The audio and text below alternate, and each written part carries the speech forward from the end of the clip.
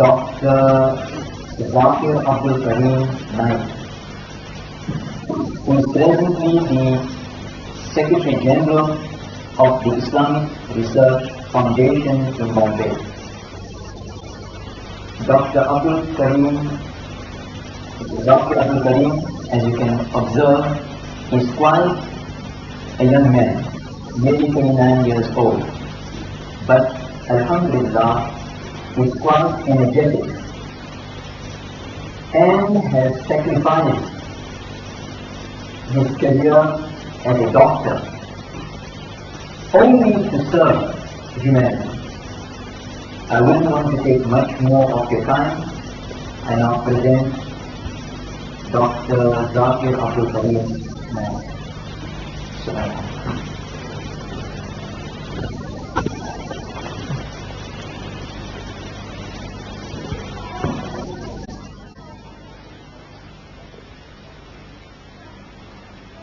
أعوذ بالله من الشيطان الرجيم بسم الله الرحمن الرحيم أولم ير الذين كفروا أن السماوات والأرض كانت رتقا ففتقناهما وجعلنا من الماء كل شيء حي أفلا يؤمنون بسم الله الرحمن الرحيم رب اشرح لي صدري ويسر لي أمري واحلل عقدة من لساني يفقهوا قولي. I welcome all of you with the Islamic greetings. Assalamu alaikum wa rahmatullahi wa barakatuhu. Meaning, may peace, blessings and mercy of Almighty Allah be on all of you.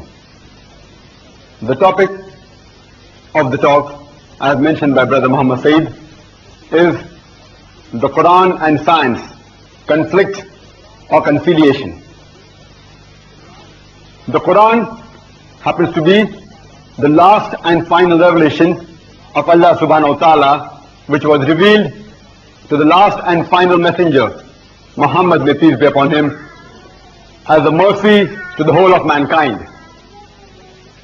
For any book to claim that it is the word of God, for any scripture to claim that it is a revelation from Allah subhanahu wa ta'ala, it has to stand the test of time.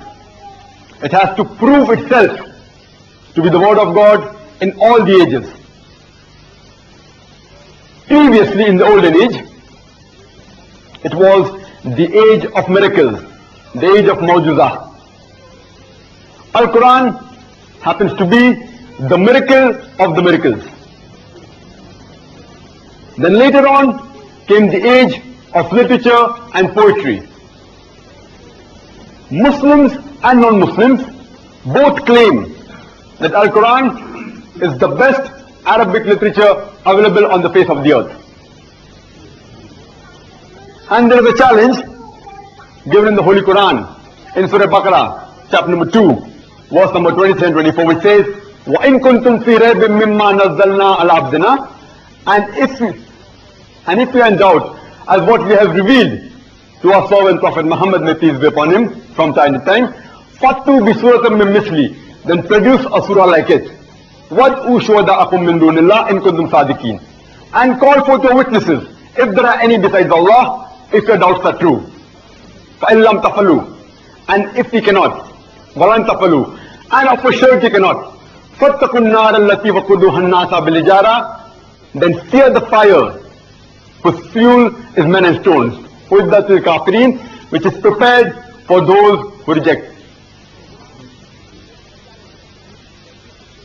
The Quran gives a challenge that you should produce a surah like it.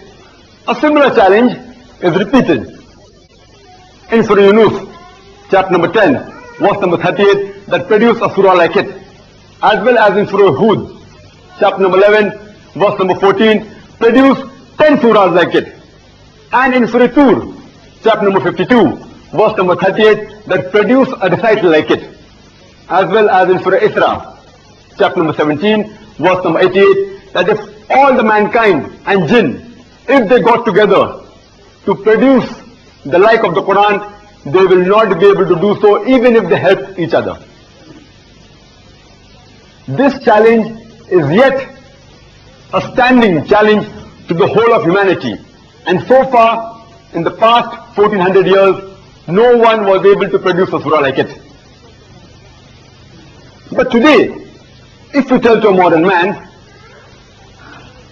that suppose a particular scripture tells in a very poetic fashion that the world is flat, will he believe it? Today is not the age of poetry and literature. Today is the age of science. So let's analyze whether Quran and science, whether they conflict or they conciliate, whether they contradict or whether they're compatible. According to the famous physicist Albert Einstein, who also received the Nobel Prize, he said, "Science without religion is lame, and religion without science is blind." I would like to repeat it. According to Albert Einstein, science without religion is lame, and religion without science is blind. Let me remind you that the Quran is not a book of science. It is a book of signs. It is not a book of science, S-C-I-E-N-C-E. It is a book of signs, S-I-G-N-S. And there are more than 6,000 signs, that is ayats, in the Quran, of which more than 1,000 are scientifically based. As far as the talk of today is concerned, I will only be speaking about the scientific facts which have been proved. I won't be speaking about hypotheses and theories, because as you may be knowing, many a times science has taken new turns, which I will give a few examples during the course of my talk. Today I will only be speaking about the scientific facts which have been proved to be 100% sure. Then a non-Muslim who does not have much knowledge about Islam, when he examines the Quran, he does not find in it what he expects to find. He thinks that as the Quran is a very old book, revealed 1,400 years ago, it will be having matter which is outdated. And since it was revealed in the deserts of Arabia, it will be mainly talking about the desert life. The Quran does speak about desert life, but it also speaks about the life at sea. There was one of a Muslim brother who lived in Canada, in Toronto, who gave the Holy Quran to a non-Muslim friend who was a Marine, who was a sailor, who knew nothing about Islam. That non-Muslim sailor, he read the Quran with enthusiasm. And after he completed it, he returned it back to the Muslim friend and said that I believe that the Prophet Muhammad, may peace be upon him, he was a sailor, because the Quran describes the storm in the ocean with very accurate details, which can only be described by a person who himself has been at sea. So the Muslim brother replied, no, Prophet Muhammad, may peace be upon him, he led his complete life in the desert. On verifying, that non-Muslim was so impressed, he said, this book can only be a divine revelation, and he accepted Islam. For that non-Muslim, that one word was sufficient for him to accept Islam. Some people may require 10 verses. Some may require approximately 100 signs. Some people, even if 1,000 signs are given, they will not accept the truth.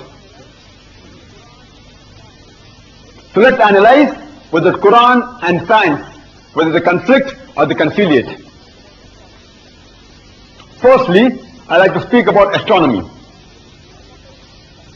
In 1973, a couple of non-Muslim scientists, they got the Nobel Prize for describing the creation of the universe, and they called it the Big Bang Theory. According to the Big Bang Theory, initially there was one mass, the primary nebula. Later on, there was an explosion which gave rise to galaxies, which later formed planets, stars, sun, moon, including our earth. The similar thing is mentioned in the Quran in a nutshell. And I started my talk by quoting an ayat from the Quran, from Surah Al-Anbiya, chapter number 21, verse number 30, which says, أَوَلَمْ يَرَ الَّذِينَ كَفَرُوا. Do not the unbelievers see, أَنَّ السَّمَاوَاتِ وَالْأَرْضَ كَانَتْ رَتْقًا فَفَتَقْنَاهُمَا. That the heavens and the earth, they were joined together and we closed them asunder. This verse of the Quran was revealed 1400 years ago, and it describes the Big Bang theory in a nutshell. Imagine, the Quran speaks about the Big Bang theory 1400 years ago.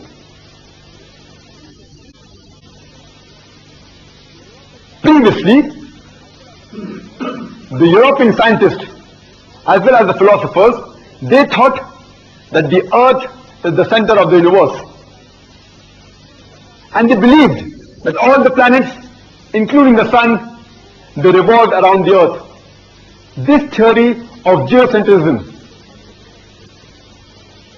was thought to be correct from the 2nd century BC, at the time of Ptolemy, till as late as the 16th century, until Copernicus, when he said that the sun is the center of the solar system and that the earth revolves around the sun. Later on, in 1609, another German scientist, Johannes Kepler, he wrote the Astronomer Nova, and he said that not only do the planets revolve, they also rotate about the axis. The planets including the earth. There is a particular verse in the Quran from Surah Al-Anbiya, chapter number 21, verse number 33, which had put me in doubts. When I was in school in 1981, I had learned in geography that the sun is stationary, that the sun does not rotate about its axis. But when I read the Quran in Surah Al-Anbiya, chapter number 21, verse number 33, it says, هُوَ الَّذِي خَلَقَ اللَّيْلَ وَالنَّهَارَ. It is Allah who has created the night and the day. وَالشَّمْسَ وَالْقَمَرَ. The sun and the moon. كُلٌّ فِي فَلَكٍ يَسْبَحُونَ. Each one traveling in orbit with its own motion. The Arabic word used is Yazbaha, coming from the root word Sabaha, which describes the motion of a moving body. If I say a person is doing Yazbaha on the floor, it will not mean he's rolling, it will mean he's walking or running. If I say a person is doing Yazbaha in water, it will not mean he's floating, it will mean he's swimming. Similarly, when we use this term Yazbaha for a heavenly body, it will not mean it is flying, but it will mean rotating about its own axis. So the Quran says that the sun revolves as well as rotates about its own axis. This was discovered recently, just a couple of decades ago,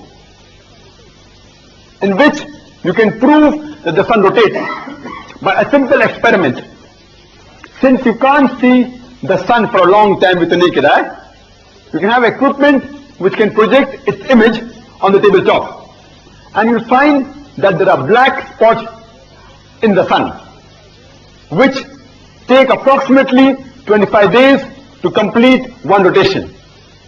So in short, the sun rotates, the sun takes 25 days to complete one rotation. Today, this scientific fact has been incorporated in most of the textbooks. So if we analyze the Quran does not conflict but conciliates with science.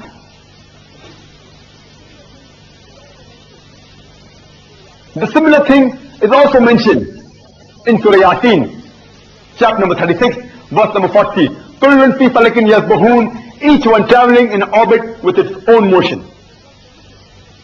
And that verse also says that it is not permitted for the sun to catch up with the moon, nor the night to outstrip the day. What does the Quran mean that it is not permitted for the sun to catch up with the moon? It means that both the orbit of the sun and the moon, they are different. It's giving an indication to the astronomers that the orbit of the sun and moon, they are different. Quran also mentions in Surah Yasin, chapter number 36, verse number 40, which says, وَالشَّمْسُ قَمَرٌ لِمُسْتَقَرٍ لَهَا, that the sun rotates about its orbit to a place determined. The Arabic word here is mustaqar, means to a place determined, to a time appointed. Science tells us today that the light of the sun is due to a chemical reaction which is taking place since billions of years. And one day this chemical reaction will end and the sun will extinguish it. The same thing the Quran mentions, that the sun is moving to a place determined and one day it will extinguish. And science tells us today that the sun is moving towards a point in the universe which is called as the solar apex, which is there in the constellation of Hercules. And it's moving at a speed of about 12 miles per second. The similar thing about the sun going to extinguish is mentioned in Surah Luqman, chapter number 31, verse number 29, as well as in Surah Zumar, chapter number 39, verse number 5. Previously, the scientists, they thought that the earth was flat. And people, they were afraid to venture too far because they were scared that they will fall over. But they had no proof that the earth was flat. It was just an assumption. In 1597, Sir Francis Drake was the first person who proved that the world is spherical by sailing around it. The Quran mentions in Surah Luqman, chapter number 31, verse number 29, that sayest thou not that Allah merges the night into day and the day into night? What is the meaning of the night merging into day? It means that the night gradually and slowly changes into day. And similarly, the day gradually and slowly changes into night. This phenomena is only possible if the shape of the earth is spherical. It's not possible if the shape of the earth is flat. Because if the earth is flat, there will be a sudden change. A similar thing is mentioned in Surah Al-Zumar, chapter number 39, verse number 5, which says, it is Allah that overlaps the night unto the day and the day unto the night. It is Allah which coils the night unto the day and the day unto the night. The Arabic word used here is kawara, meaning to coil, as though a person coils the turban around the head. The Quran says the night overlaps or coils over the day, and the day overlaps or coils unto the night. This phenomena is only possible if the shape of the earth is spherical. It's not possible if it's flat. Previously, we thought that the light of the moon was its own light. But now, after science is advanced, we know that the light of the moon is not its own light, but it's a reflected light. If you read the Quran, the Arabic word for the sun is Shams. It's referred to as Siraj, means a blazing lamp, or Bahaj, means a torch. The sun is referred to as Siraj or Bahaj. And the Arabic word for moon is Qamar. It's referred to as Noor, means reflection of light, or as Munir, meaning borrowed light. This is mentioned in Surah Furqan, chapter number 25, verse number 61. It is Allah who has made the constellation, and He has placed therein the sun as a torch, and the moon which has borrowed light. But if you refer to the Bible, in Genesis, chapter number 1, it says that God created two bodies of light, the sun and the moon, both having their own lights. The sun was referred to as the greater body of light which governed the day, and the moon as the lesser body of light which governed the night. But the Quran differs. It says the light of the sun is its own light and the light of the moon is reflected light. No place in the Quran is the sun referred to as Nur or Munir, and neither is the moon referred as Siraj or Wahad. And the Arabic word for star in the Quran is Najm. It's referred to as Thaqib. The light, as it pierces through the darkness, it consumes itself by the time it reaches the earth. The Quran also mentions that we have created the sky as a protected ceiling. Today science tells us that the atmosphere we have, it acts as a filter and prevents the short waves such as X-rays and ultraviolet rays from entering into the surface of the earth. And because of this atmosphere, that's the reason that life is able to sustain itself on the earth. Otherwise, life will not exist on this earth. And the Quran mentions, we have created the sky as a protected ceiling.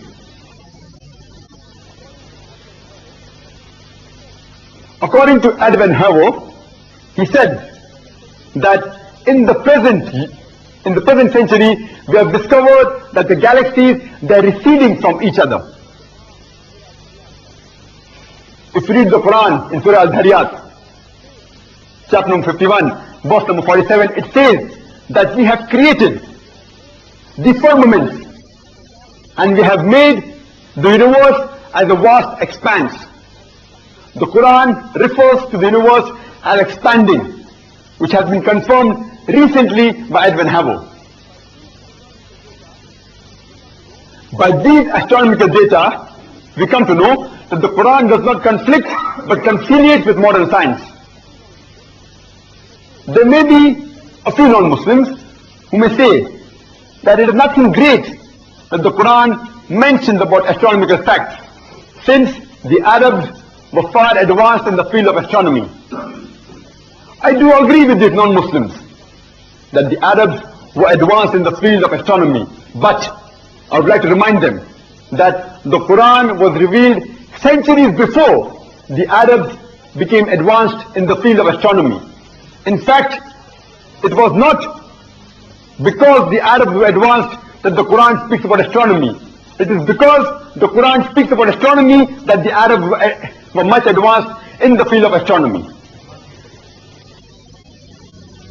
Now coming to physics, the famous theory of atomism,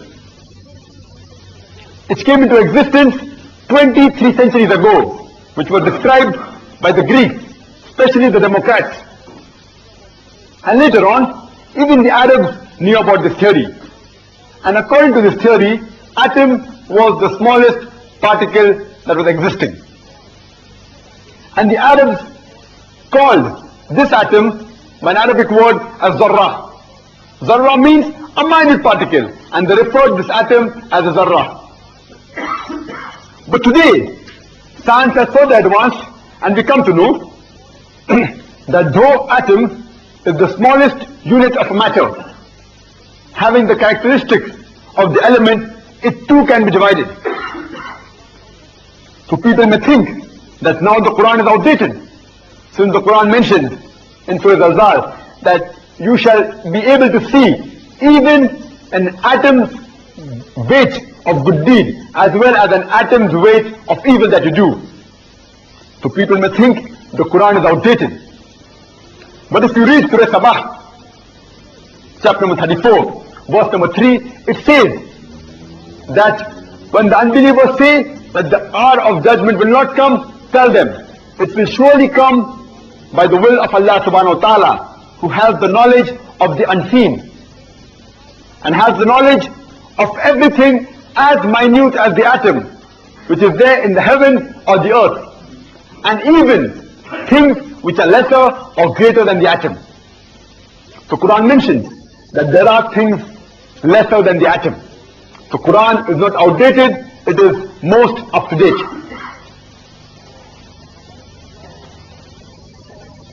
Now coming to geography.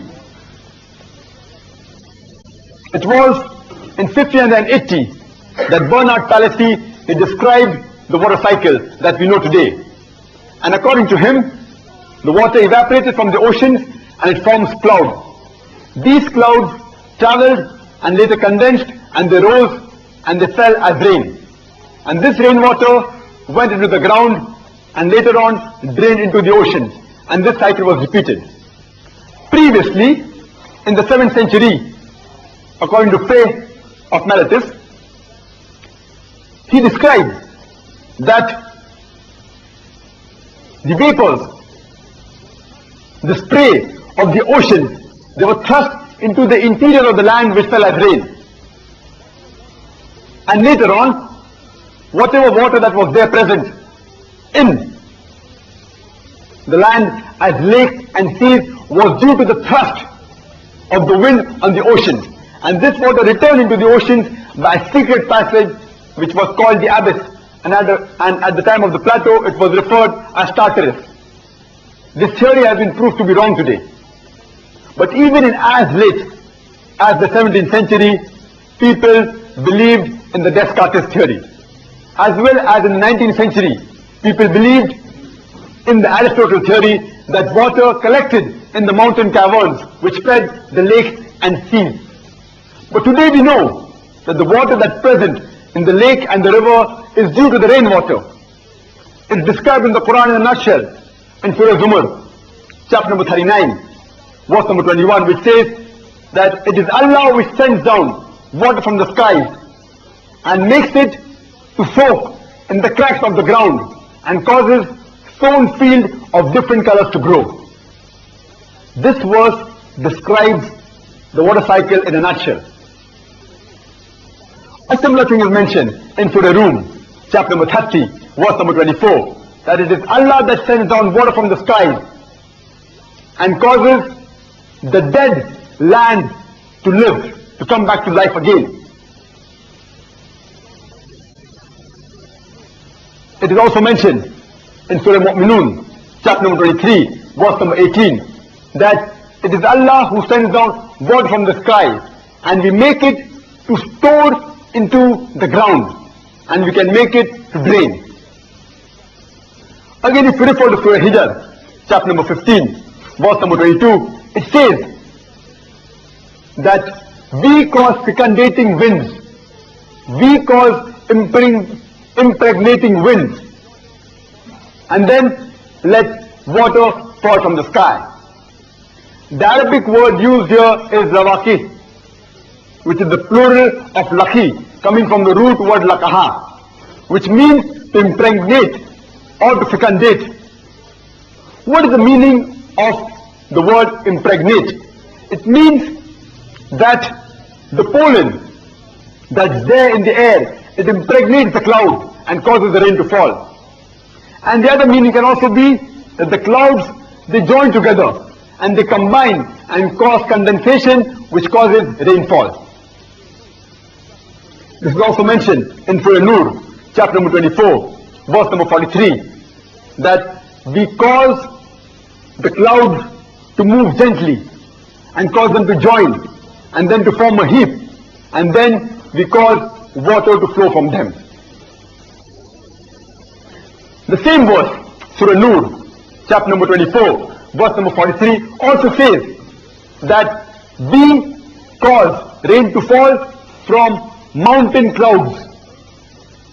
Now today, if we go in the aeroplane and we see down, we will see that the clouds appear as mountains. After the science is advanced, we come to know that the Quran does not conflict but conciliates with science. Now coming to the field of geology.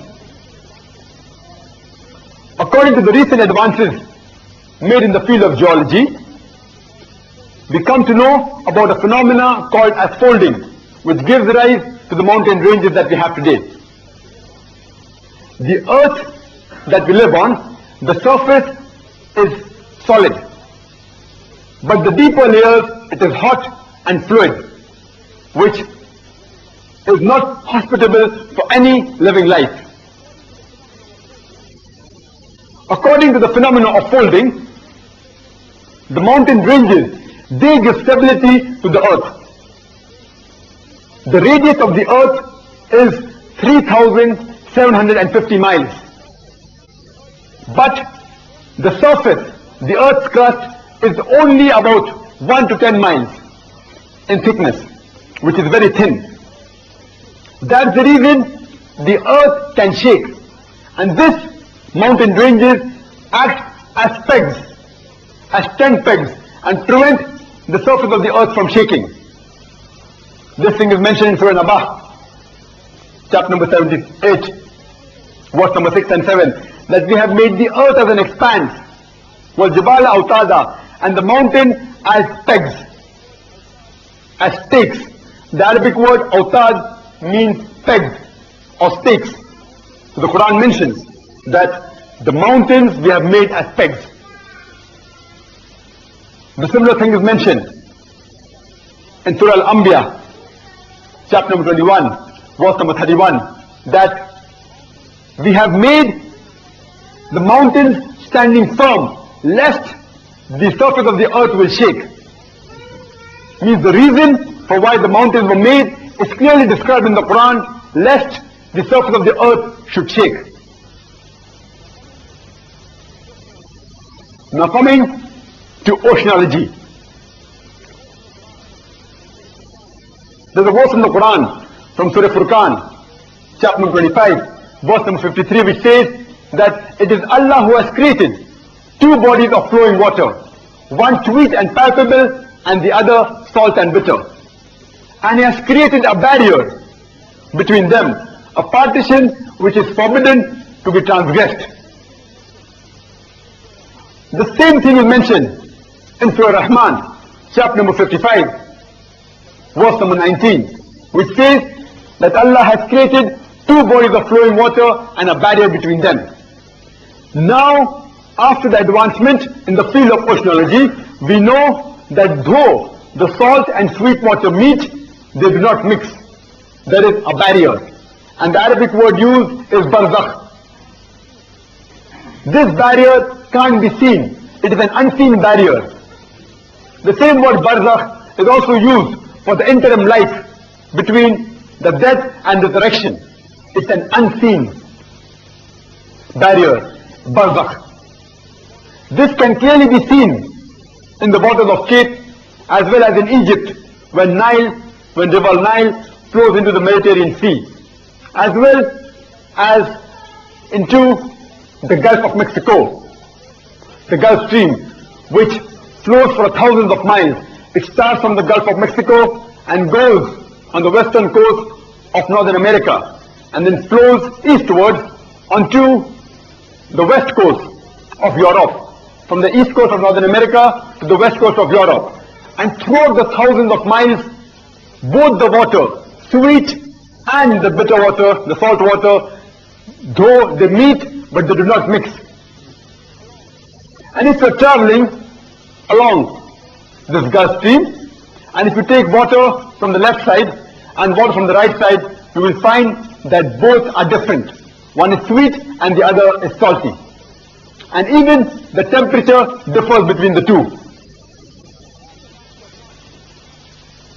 After science is advanced, we come to know that the Quran does not conflict but conciliate with science. Now coming to the field of biology. I had started the talk by quoting the verse from Surah Al-Anbiya, chapter number 21, verse number 30, which also says, أَوَلَمْ يَرَ الَّذِينَ كَفَرُوا أَنَّ السَّمَاوَاتِ وَالْأَرْضَ كَانَتْ رَتْقًا فَالْتَقْنَاهُمَا وَجَعَلْنَا مِنَ الْمَاءِ كُلَّ شَيْءٍ حَيٍّ. وَجَعَلْنَا مِنَ الْمَاءِ means we have created from water every living thing. وَجَعَلْنَا مِنَ الْمَاءِ كُلَّ شَيْءٍ حَيٍّ. Will they not then believe? This Quran says we have created every living thing from water. Imagine, this verse was revealed 1400 years ago in the deserts of Arabia, where there was scarcity of water. Who could have believed at that time, in that place in the desert, that every living thing was created from water? Now, after science has advanced, we come to know that cytoplasm, which is the major substance of the cell, consists of 80% of water. And every living creature consists of 50 to 90% of water. If you read the Quran, in Surah Nur, chapter number 24, verse number 45 says, we have created every animal from water. And in Surah Nur, chapter number 24, verse number 54, it says, we have created every human being from water. Coming to the field of biology, later on to botany. In botany we learn that the plants have sex. Previously we did not know that the plants had male and female. Recently we have come to know in botany that the plants have got specific sexes, male and female. And even those plants which are unisex, they have distinct characteristics of male and female. The Quran mentioned in Surah Taha, chapter number 20, verse number 53, that we have sent down water from the skies and have produced diverse plants, diverse pairs of plants, each separate from the other. The Quran says that we have created the plants in pairs. And in Surah Ra'd, chapter number 13, verse number 3, it says, we have created the fruits in pairs, 2 and 2. Means even the fruits have got sexes, male and female. And if you read Surah Al-Dhariyat, chapter number 51, verse number 49, it says, we have created everything in pairs. We have created everything in pairs. Not only the animal life, the plant life and the fruit life and the human life, everything. It can also refer to a phenomena as electricity. Today we know that electricity has got a negative and a positive charge. That means they are created in pairs. And Surah Yasin, chapter number 36, verse number 36 says that we are created in pairs everything what the earth produces, including the humankind, and everything what they don't know. Means besides all the other things created in pairs, even the thing which the human being does not know, Allah subhanahu wa ta'ala has created in pairs. In the field of zoology, we have come to know that the birds and the animals, they live in communities. They live together. This description is given in Surah Anam, chapter number 6, verse number 38. That Allah has created everything that walks on the earth, all the animals, including the beings that fly with wings, to form as community, to live as communities. This verse has been proved recently by science. If you read Surah Nahl, chapter number 16, verse number 68 and 69, it says that we have taught the bees to build its cells in hills, on trees, and in human habitations, and to eat of what the earth produces. And we have taught the bee to find the path of thy Lord with skills. Today, after science has advanced, we know that whenever a bee finds a new flower or a new garden, it goes and describes the way how to find the new garden or the flower to its fellow bee by the flapping of its wings. This can only be proved by a very sophisticated method of photography, that the bee transmits and shows the map and the path to its fellow being by the flapping of its wings. And the same verse, Surah Nahl, chapter number 16, verse number 68 and 69, says that the bees go out to collect food, And the gender used here is first rookie. It's the female gender. The Quran mentions that the female bee are the worker bees. But previously we thought that it was the male bee which used to go out and do the work. If you would have read the play of Shakespeare, Henry IV, in it says that the male bee are the soldier bee and they report to the king bee. Today we come to know that it is the female bee which are the worker bee and they report to the queen bee, not the king bee. So the Quran, the gender which the Quran uses is the female gender, first rookie. Again, if you read in Surah Ankabut, chapter number 29, verse number 41, it says that for those who take for protectors besides Allah, they are like the spiders. The spiders build for itself a home, and verily, the house of the spider is very fragile. The Quran, besides referring to the people those who take for protectors besides Allah, like the spider, besides describing the physical nature of the house of the spider, that is the web, as being fragile and delicate, it also refers to the nature of the spider, the family of the spider, in which many a time the female spider kills the male spider. Besides the physical nature of the house being delicate, even the relationship between the male and the female spider is very delicate.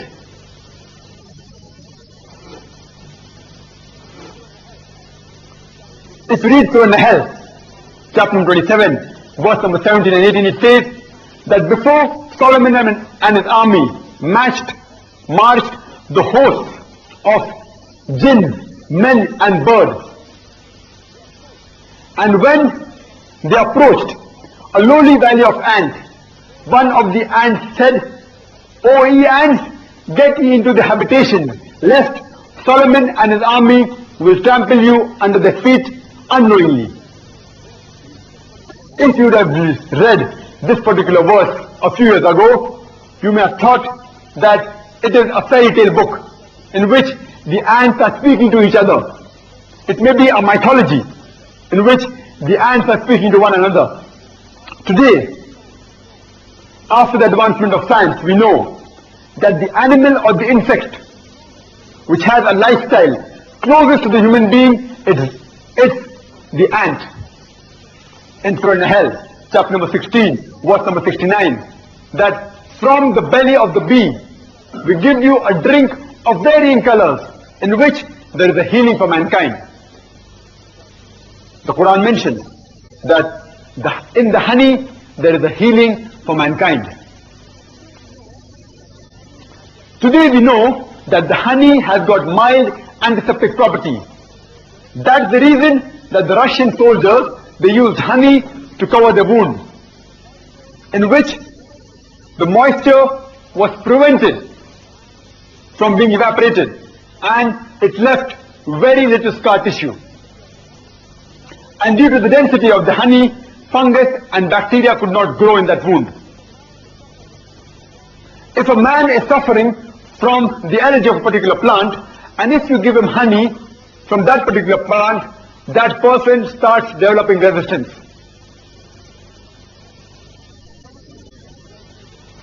Now coming to the field of physiology, there is one particular verse which is of very much importance in the Quran.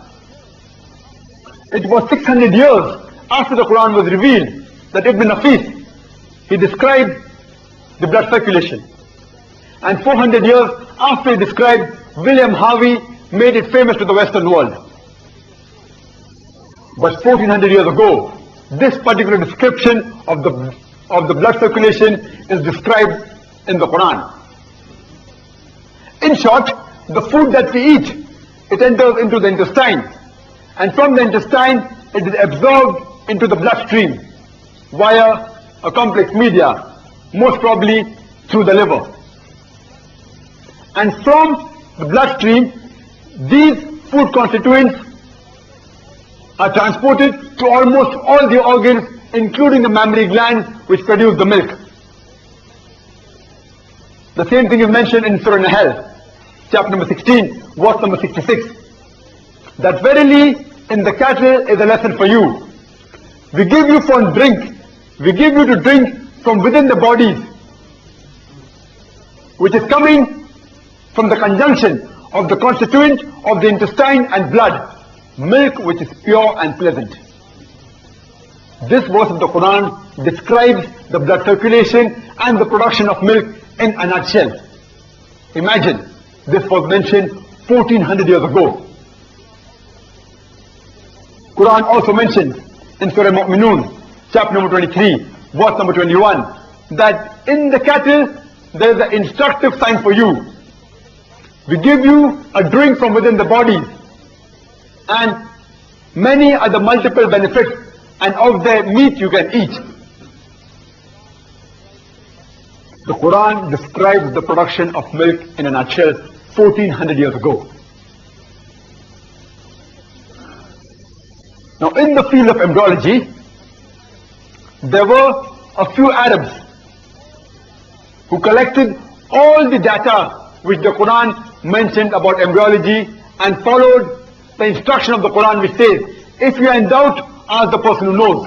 So they took all the matter on embryology and presented it to Professor Keith Moore, who happens to be the head and chairman of the Department of Embryology in the University of Toronto in Canada. And he happens to be one of the highest authority in the field of embryology. And they asked him that whatever the Quran speaks about embryology, is it compatible with the latest discoveries in embryology? Professor Keith Moore had all the verses translated, and he examined them, and he said that most of the matter which the Quran speaks about embryology is 100% perfect. But there is a few data in the Quran which I cannot comment whether it is true or false, because I myself do not know about it. And one of these were the verses from the Quran, from Surah Al-Alaq, chapter 96, verse number 1 and 2, which says, Ikra bismi rabbika alladhi khalaq, khalaq al-insana min alaq. Read, recite, proclaim, in the name of thy Lord who created man from something which clings, a leech-like substance.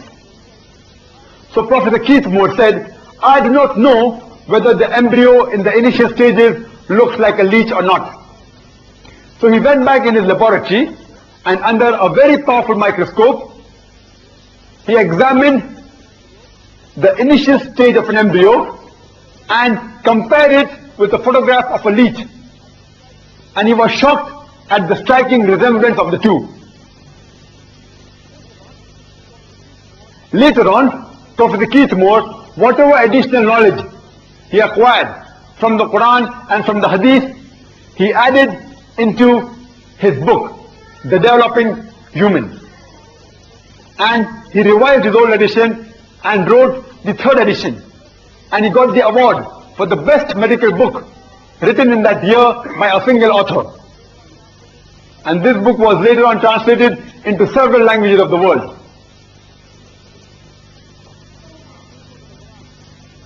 If we refer to the Quran, it's mentioned in Surah Tariq, chapter number 86, verse number 5 and 7, that does not man know from what he is created? He is created from a drop emitted from a space between the vertebral column, that's the backbone, and the ribs. Today, after the advancement of embryology, we know that the gonad of the human being, that's the testicle and the ovaries, initially in the embryonic stages, they evolved from the same space as the kidney, that is the space between the vertebral column and the 11th and 12th rib. And later on, these ovary and testes, they descend.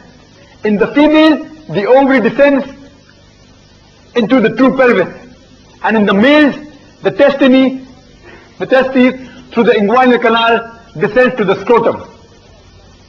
And even in the adult life, the blood supply, the nerve supply, and the lymphatic drainage is yet from the same space, from the space between the vertebral column and the 11th and the 12th ribs. The Quran says that in Surah Hajj, chapter 22, verse number 5, and Surah Mu'minun, chapter 23, verse number 14, that man is created from a nutfah, from a minute quantity of liquid. What is the meaning of nutfah? Nutfah means a very minute quantity of liquid, similar to the trickle that when you empty a cup, the small minute quantity that remains in the cup is called as a nutfah. It's a very minute quantity. Today we come to know that only one sperm is enough to fertilize the ovum. In a normal emission, 300 million sperms are emitted, of which only one is sufficient to fertilize the ovum. Means the minute quantity required is 1 upon 300 millionth, and percentage wise it is 0.000000003, 0.8003. Such a minute quantity is required for the fertilization of the ovum, and the Quran refers to it as nutfah. Again in the Quran, in Surah Insan, chapter 76, verse number 2, it says, لَقَدْ خَلَقْنَا الْإِنسَانَ مِنْ نُطْفَةٍ أَمْسَاجٍ, that man is created from a minute quantity of mingled liquid. What does the Quran mean by mingled liquids? Means besides the spermatic fluid, even the prostatic fluid helps and facilitates in the movement of the sperm. That's why the Quran refers to it as the mingled liquid, as the mingled fluid.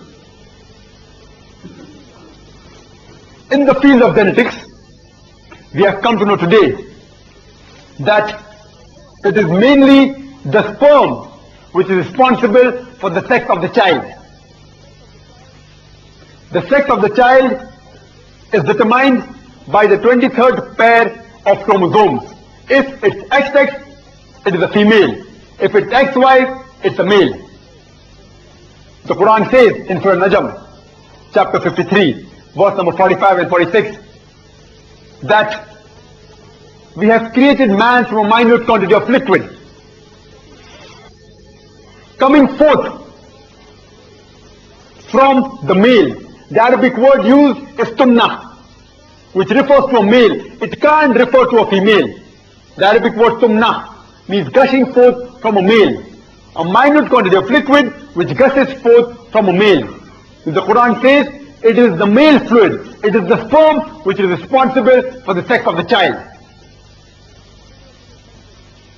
Similar thing is mentioned in Surah Qiyamah, chapter 75, verse number 37 and 39, that we have created man from a minute quantity of sperm and made him into something which clings, and then into a chewed-like lump, and then gave it sex, male and female. The Quran says, Nutfatin Maniyan, means a minute quantity of sperm is responsible for the sex of the child. In our Indian society, we normally have the mother-in-laws that when they want a son, and when the daughter-in-law gives birth to a female child, they normally blame the daughter-in-law. It actually depends upon Allah subhanahu wa ta'ala whether the child is a male or female. But if you have to blame someone, you have to blame the father, not the mother. Because it is the sperm which is responsible for the sex of the child. So you can't blame the mother. Again the Quran says that we have created the human being in the womb of the mother. Creation after creation in 3 waves of darkness. According to Professor Keith Moore, these 3 waves of darkness refers to the anterior abdominal wall, to the uterine wall, and to the amniochorionic membrane. These 3 waves of darkness is mentioned in the Quran. Again the Quran describes the various embryonic stages in detail. If you read Surah Mu'minun, chapter 23, verse number 12, 13 and 14, it says, we have created man from a quintessence of clay and then made him into something which clings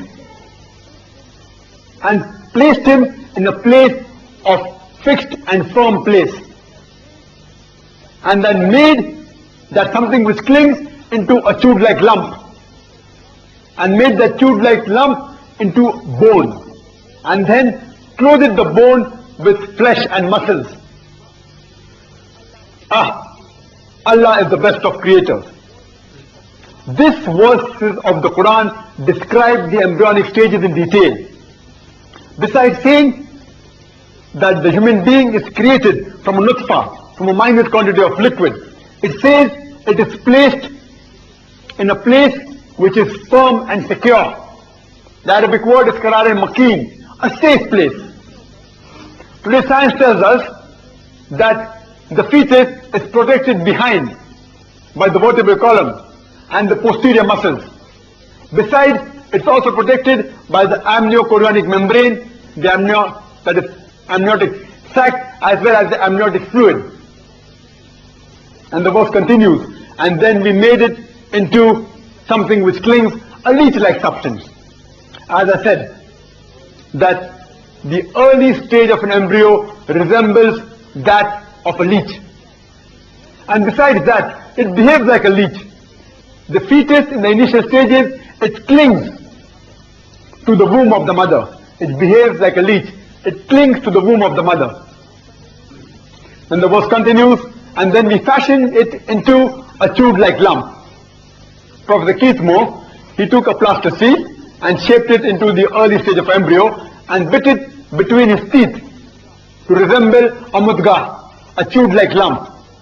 And then he examined it, and those teeth marks resembled the somites in the early stage of development of the human being. And the verse continues, then we made it into bone, which means izaman, and clothed it with lahm, that is flesh. And then we made it into another creature. What does Allah subhanahu wa ta'ala mean by saying, then we made it into another creature? What does Allah subhanahu wa ta'ala mean by saying, then we made it into another creature? It means that by science we have come to know that the early development stages of the embryo in the rabbit, in the fish, and all the other animals is the same as the human being. Only after this stage does the stages differ. Therefore the Quran says, then we made it into another creature. All the previous embryonic stages are exactly the same as the other animals. Only after this do the stages differ, and then we can identify the head and the hands and the feet of the human beings. If you read Surah Hajj, chapter 22, verse number 5, it says that we have created man from dust, and it made it into something which clings, and then formed it into a tube-like lump, partly formed and partly unformed. Embryology today tells us that at this stage, the cells of the embryo are partly formed and partly unformed, and the organs also are partly formed and partly unformed. This is mentioned in the Quran in Surah Hajj, chapter 22, verse number 5. Again, if you refer to the Quran in Surah Qiyamah, chapter number 75, verse number 3, it says that the unbelievers ask, how can Allah subhanahu wa ta'ala again reconstruct the bones on the day of judgment? Allah subhanahu wa ta'ala answers saying that we will not only reconstruct the bones, we shall even reconstruct the very fingertips. Why does Allah refer in the Quran as we shall not only reconstruct the bone, even the fingertips? In 1880, the method of identification that was discovered was fingerprint method, in which they could easily identify the criminal or anyone involved by the method of fingerprinting, in which it says that even in 1,000,000 people, no two fingerprints are identical. So the Quran says, we shall not only reconstruct the bones, we shall even reconstruct the very fingertips. This is mentioned in the Quran 1400 years ago. I would like to end my talk by giving the example of Prophet Zakir Naik. previously, in medicine, we thought that the brain is only responsible for the feeling of the pain. But today we know that it is even the pain receptors that are present in the skin which is responsible for the feeling of pain. That's the reason when any person suffering from any burn injury comes to a doctor, the doctor takes a pin and he presses into the burn. If the patient feels pain, the doctor is happy. That means the pain receptors are intact and it's a superficial burn.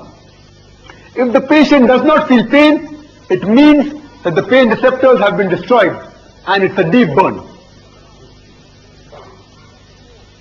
There's a verse in the Quran from Surah Nisa, chapter 4, verse number 56, which says that as to those who reject our signs, we shall cast them in the hellfire, and as often as the skins are roasted, we shall replace them with new skin so that they shall feel the pain. So the Quran says that we shall replace the skin so that they shall feel the pain. It means that even the skin is responsible for the feeling of the pain. Professor Takoshan, who comes from Thailand and who spent a great deal of time in the field of pain receptors, when he was shown this verse, he could not believe that the Quran mentions this thing 1400 years ago. Afterwards, later verifying with the Quran and in confirmation with Prophet Zakir, he was satisfied that the Quran mentions about the pain receptors 1400 years ago. He was so impressed that in the conference which was being held in Cairo on the scientific science of the Quran and Sunnah, he accepted Islam in the conference and said, Ashhadu an la ilaha illallah wa ashhadu anna Muhammad Rasulullah, that I bear witness that there is no God but Allah and Prophet Muhammad, may peace be upon him, is the messenger of Allah. Wa akhir da'wana alhamdulillahi rabbil alameen. Now if there are any questions on the topic, or if you require any clarification on the subject of Quran and modern science, conflict or conciliation, then you're most welcome to pose it. Any questions or any clarification or any doubts regarding the topic of Quran and modern science, conflict or conciliation? So the question that while I was describing the verse of the Quran, Surah Mu'minun, chapter 23, verse number 12 to 14, I said that human being is created from alaq. It's also mentioned in Surah Alaq, chapter 96, verse number 1 and 2. Brother wants to know, what is this leech? The leech is a sort of an insect which you find it is black in color. It is long and oval and it's called as a bloodsucker. And when it gets attached to the skin, it sucks the blood. And it's very difficult to remove it. So the Quran says that in the initial stages, the embryo looks like a leech. And when you observe the shape of the initial stage of the embryo, it resembles that of a leech. And besides the shape resembling that of a leech, even it behaves like a leech, it clings. The fetus in the womb of the mother clings to the uterus in the same fashion as a leech clings to the human body. Hope that answers the question. That brother has asked me a question that when the child is in the mother's womb, does the hearing come first or the sight? Since I had to end the talk very early, I did not mention many scientific points mentioned in the Quran. If you read the Quran in Surah Sajda, chapter number 32, verse number 9, it says, it is Allah who gives the hearing, the sight, and understanding and feeling. Similar thing is mentioned in Surah Insan, chapter 76, verse number 2. It is Allah which gives the hearing and sight. So Quran says, first comes the hearing, then comes the sight. By medical knowledge we come to know today that the ear is the first sense that comes in the embryo, in the fetus of the human being. And by the 5th month of pregnancy, the ear is developed. And the eye splits open by the 7th month of pregnancy. So Quran confirms with the medical knowledge we have today. First comes the hearing, then comes the sight. Hope that answers the question. Just from the sister's side, any questions?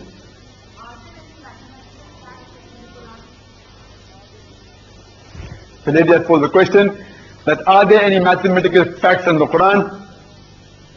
And Quran, as I told you, speaks about various subjects and topics. It also speaks about mathematics. If you know about the theory of Aristotle, which was the base of mathematics, and according to the theory of Aristotle, it says that any statement, any proposition can either be true or false. The theory was called as the theory of the excluded middle. That any statement can be true or false. And the full mathematics was based on this theory of Aristotle. Just a couple of 100 years ago, one particular person posed the question, what if this particular statement of Aristotle itself is false?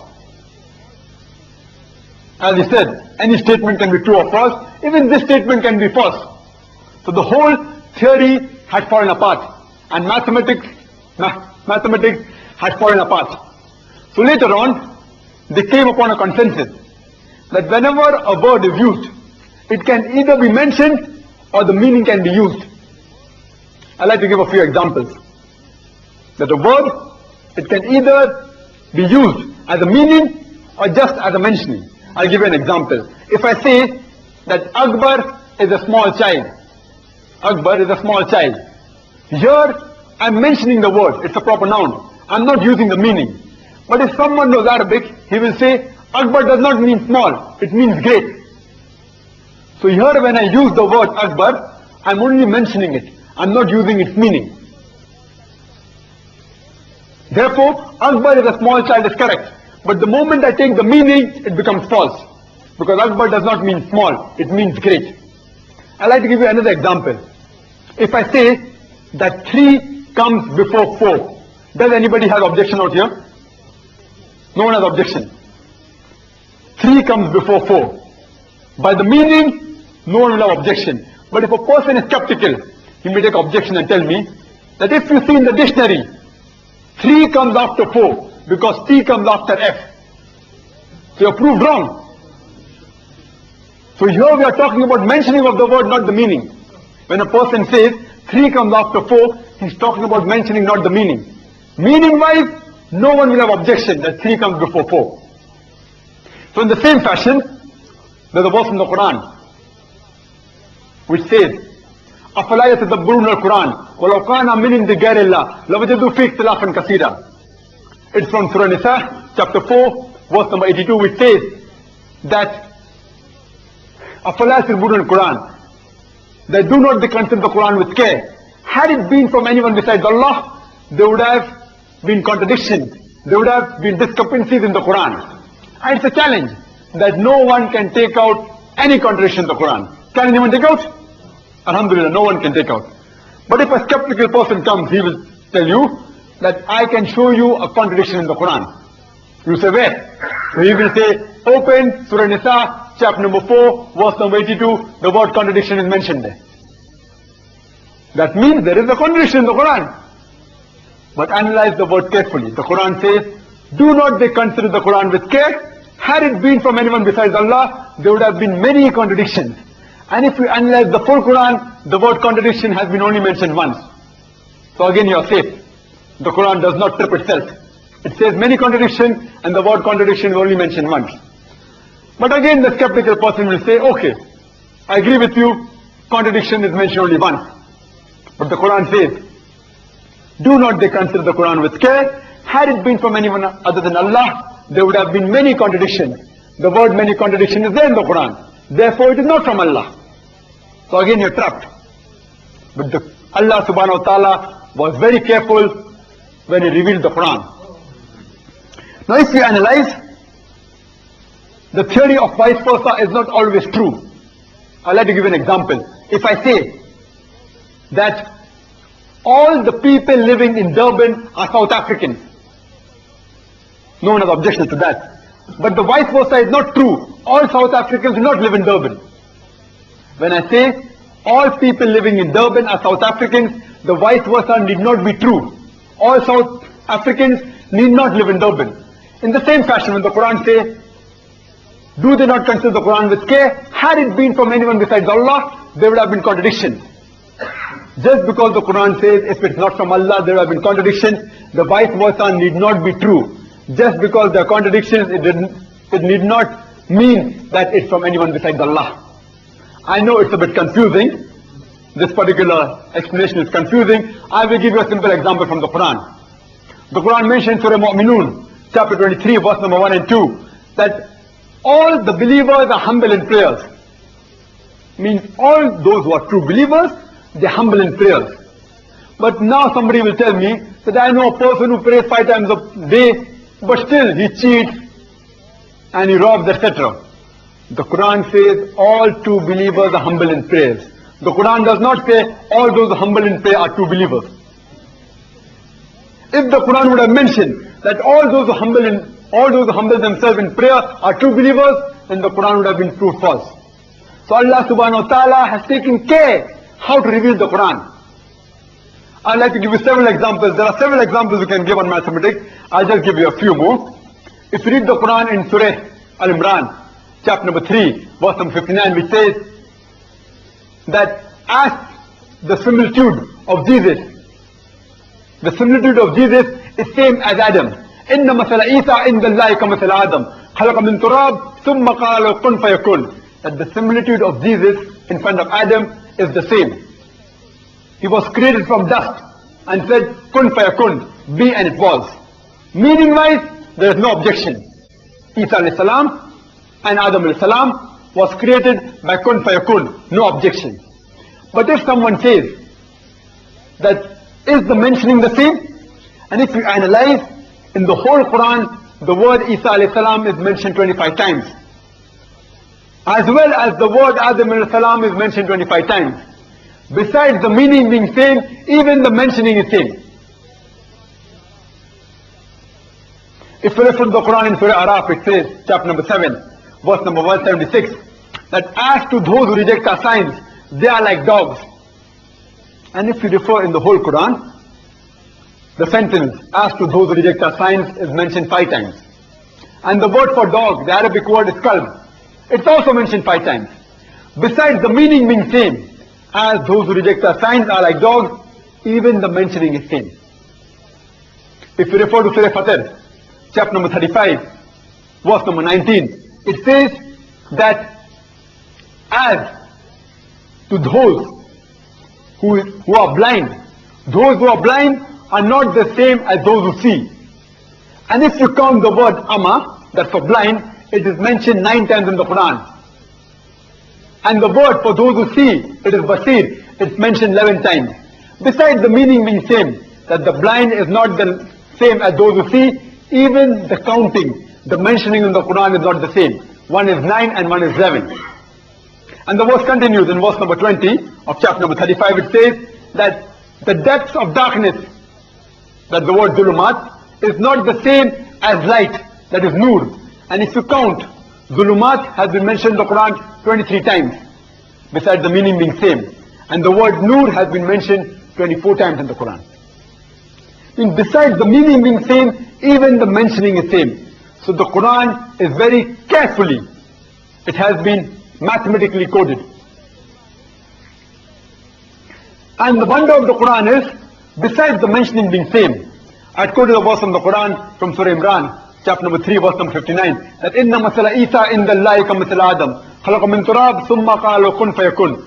That besides in the whole Quran, the word Isa alayhi salam being mentioned 25 times and Adam alayhi salam being mentioned the same 25 times, even if you refer from the starting of the Quran till Surah Imran, chapter number 3, verse number 59, Isa alayhi salam is mentioned 7th time. And even the word Adam alayhi salam from Surah Fatiha till Surah Imran, chapter number 3, verse number 59 is mentioned the 7th time. Besides the total mentioning in the Quran being the same, even and that particular verse, from the starting till that particular verse, it is the same. So no one can even change the order. No one can change the order, because the moment you change the order, the mathematical code will be broken. So hope this answers the question, that the Quran also speaks about mathematics.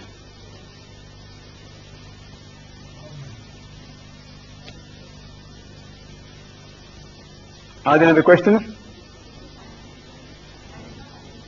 The lady has posed a question that in the Quran it is mentioned that the two east and two west. She is referring to an ayat from Surah Rahman, chapter number 55, verse number 15 to 17. It says that Allah subhanahu wa ta'ala is the Lord of two east and two west. But today we only know of one east and one west. So isn't the Quran conflicting with science? Science tells us that from the point where the sun rises, it's called as due east. And the point where the sun sets, it's called as due west. But science also tells us that only on 2 days in the full year, that during the equinox, that the sun exactly rises from due east and sets exactly in due west. In all the other days, it either rises north or south of east and sets either north or south of west. And if you analyze, in the summer solstice, that's 21st or 22nd of June, the sun rises from one extreme of the east. And in the winter solstice, that's the 22nd or 23rd of December, it rises from the other extreme of east. So the Quran refers that throughout the year, the sun keeps on rising from different points, and as well as sets in different points. So when the Quran says Allah is the Lord of two east and two west, it means that Allah is the Lord of the two extreme points of east and the two extreme points of west. Hope that answers the question. Therefore the question that has science analyzed that the first creation of Allah subhanahu wa ta'ala is light, nur. In fact, if a person goes too much into science, normally people think he becomes an atheist. So scientifically, there is no proof as such amongst the scientists about the existence of Allah subhanahu wa ta'ala.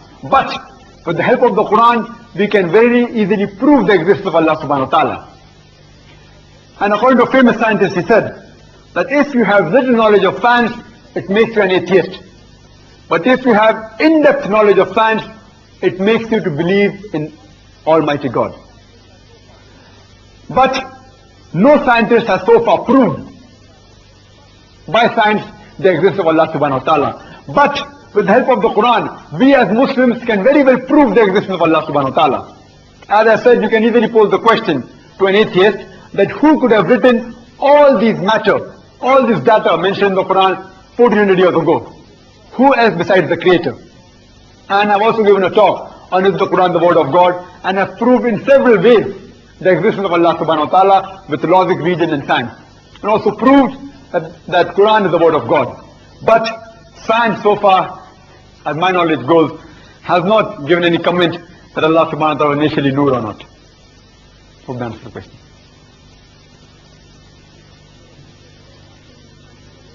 I believe the sisters are more interested in the science than the brothers. They ask more questions. The sisters pose the question that how can you prove regarding Darwin's theory? Because according to Darwin's theory, man was created from ape. And this contradicts with the Quranic philosophy. The Quran says that the first man to be created was Adam alayhi salam, and but naturally was not an ape. So how can you prove, or how can you correlate between the Darwin theory and the Quranic principles? If you analyze the Darwin theory, he wrote his theory in a book called An Origin of Species. And he had traveled to an island called as Calotropis in a ship called as HMS Beagle.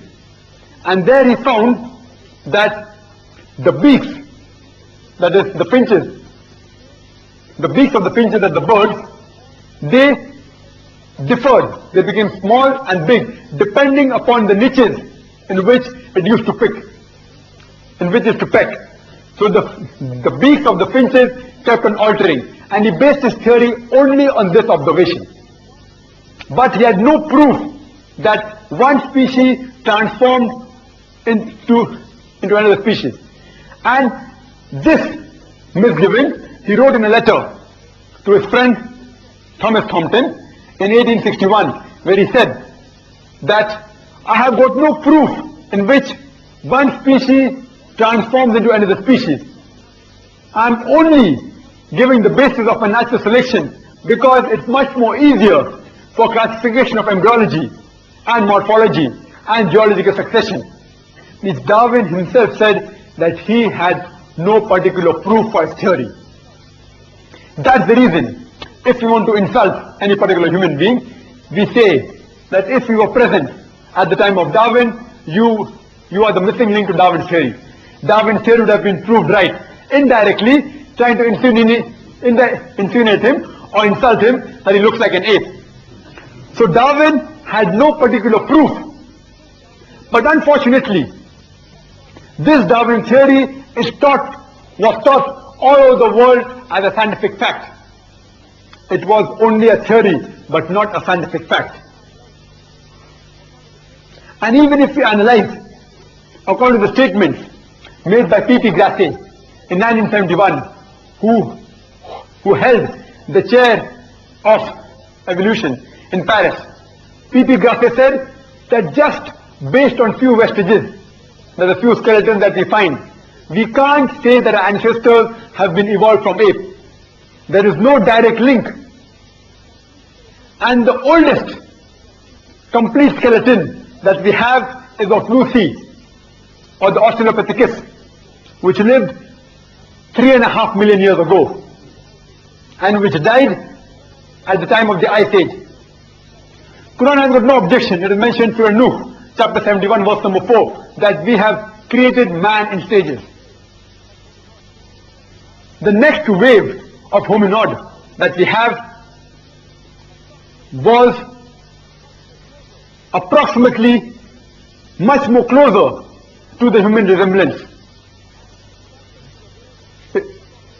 And that particular wave died approximately 500,000 years to 150,000 years ago. Later on was the Neanderthal man, the third wave, which died about 100,000 years to 40,000 years ago. And the last wave was the Cro-Magnon, which is the closest resemblance to the human form. But science so far has shown no link between the ape species and the human species. There is no solid proof. And today, science and any scientist will agree that the Darwin theory has been disproved. Even by molecular way, by molecular biology, according to the scientist Craig, he said that you cannot prove that one species can alter into another species, because the amount of accuracy required is too great. For one DNA from one species to alter into another species, only one DNA, the chances according to science is 1 raised to 10 into minus 50 zeros, more than that. And according to mathematics, this is equivalent to 0. So one DNA to change into another species, the chances are 0. How can the millions of DNA change from ape to human being? Today, the Darwin theory has been disproved and is no longer held as the correct theory. Therefore, Quran does not conflict with modern science. It does conflict with Darwin's theory, which is outdated. Hope that answers the question, sister. That how come in modern science we can talk about millions of years before, when we can only, that how can they talk about millions of years ago in archaeology? See, in science there is a system of dating, backdating, in which they can identify how old a particular bone or a particular skeleton is. There is something like carbon dating, which is called a C14, you might have heard of. And by that carbon dating, you can come to know how old that particular material is. How old a particular material is. So when they get the skeleton, and if they do carbon dating on that skeleton, they can identify plus minus 50 years that how old that particular skeleton is. So with the help of carbon dating, you can identify how old that particular material is. So that's how science goes as back as 1,000 years, 2,000 years, and so on. Hope that answers the question. Sister, any question on the sister's side?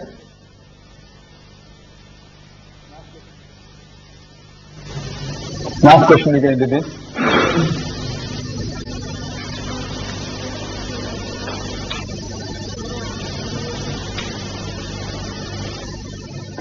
But I can't hear.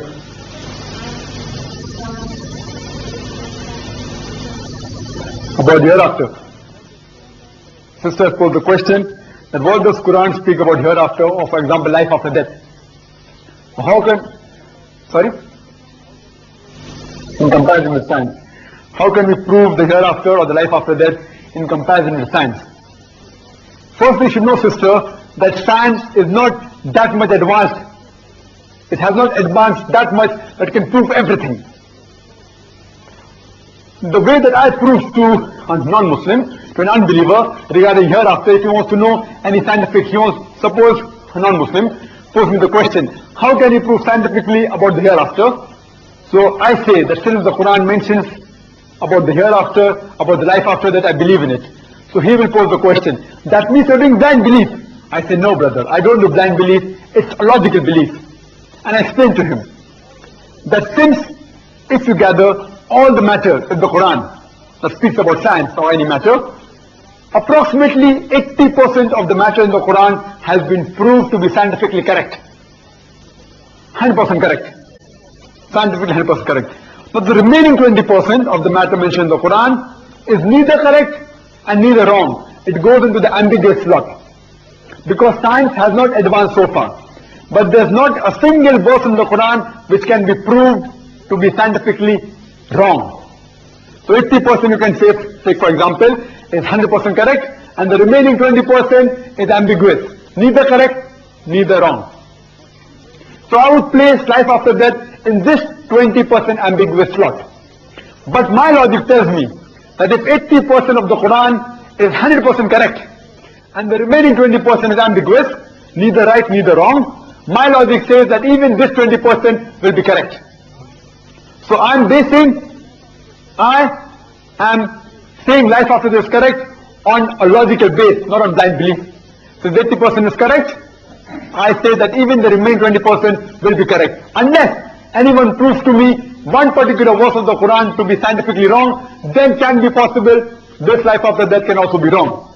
But since not a single verse of the Quran can be proved scientifically wrong, I say that logically even this particular aspect is correct. This is one of the ways in which you can prove to the unbeliever that there is life after death. And another way which you can prove that there is life after death is that you ask a simple question to the non-Muslim. That do you consider being dishonest as good or bad? Yes brother, is it good or bad? Being dishonest is good or is bad. Robbing is good or bad? Bad. Raping a girl is good or bad? Okay. Now the person who's posing me this question, but naturally he's an atheist. Or maybe he believes in God, but he does not believe in the hereafter. So I pose him a simple question. Can you prove to me, can you give me one logical reason why stealing is good or bad? I'm sorry, why it is bad. Can you give me one logical reason why raping a girl is bad? Can you give me, brother? One logical reason only. Why stealing is bad?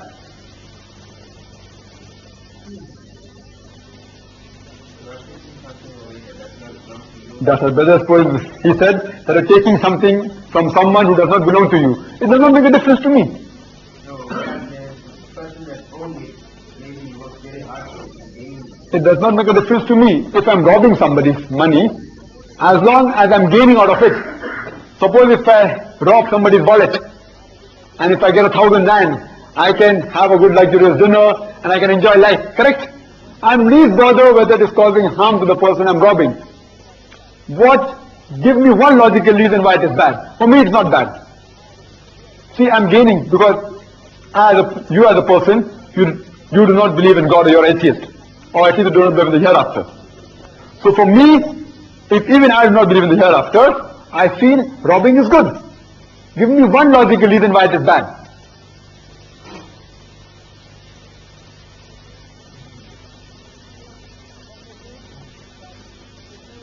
Some may say that if you rob, somebody will come and rob your money. I'm telling I'm a great smuggler, suppose for example. I have a lot of bodyguards. No one can rob me. I have all the power. I have got many men to protect me. I've got many security guards. So I can easily rob anybody else's money, but no one can rob from me. Now I'm saying that robbing is bad. And if you pose me the question, why robbing is bad, I will tell you that even if it benefits you in this world materially, in the hereafter, you will be punished for it. The only logical reason you can give that robbing is bad is that you have to tell him that even if you get away with it in this world, you will be held responsible in the next world. Even if you get away with raping, you may enjoy it. In this world, you can easily play hide and seek with the police. You can dodge the police. If you're caught, you can easily bribe the lawyer. So maybe in this world you will benefit materially, but surely in the next world you will be held responsible. I want to know that whatever law you have in this world, suppose Hitler incinerated 6 million Jews, what punishment can you give him in this world which is equivalent to his crime? Can you name any punishment, brother? The only punishment that can be equivalent is in the hereafter. So logically, robbing is bad can only be proved if you believe in hereafter. Raping is bad can only be proved if you believe in the hereafter. The only equivalent punishment you can give to certain crimes which are so exorbitant as the criminal crime that's done by Hitler is in the hereafter. As the Quran says, we will substitute new skins so that he feels the pain. He can be incinerated more than 6 million times in hell, but not in this world. So in this way of argument, you can also prove to the unbeliever that there is life after death. Hope that answers the question, sister. I think we'll end the session. Also, Dawan Alhamdulillah Rabbil Alameen. Jazakallah khair for that wonderful exercise. And I think we ought to thank Dr. Zakir Naik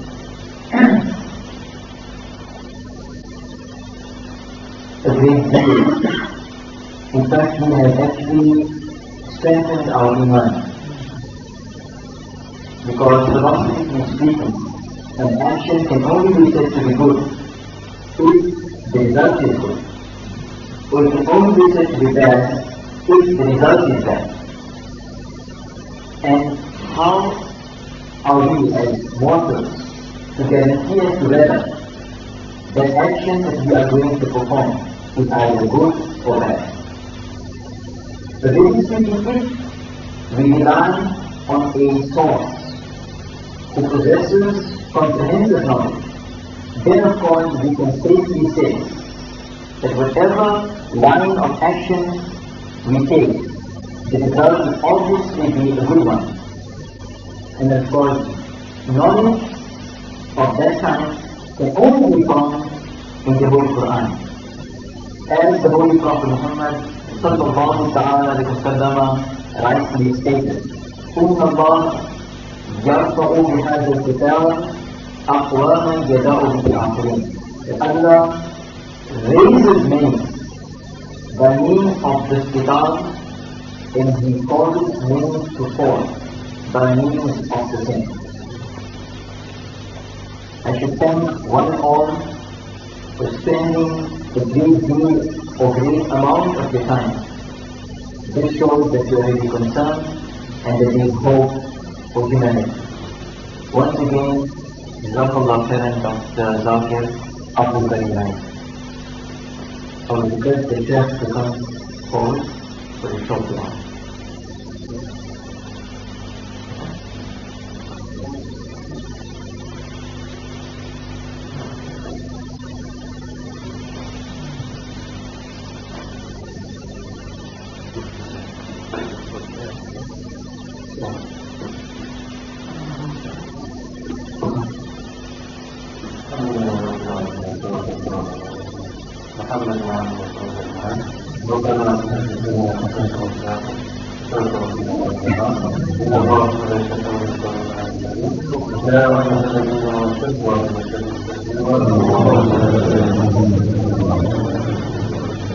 صلى الله على سيدنا محمد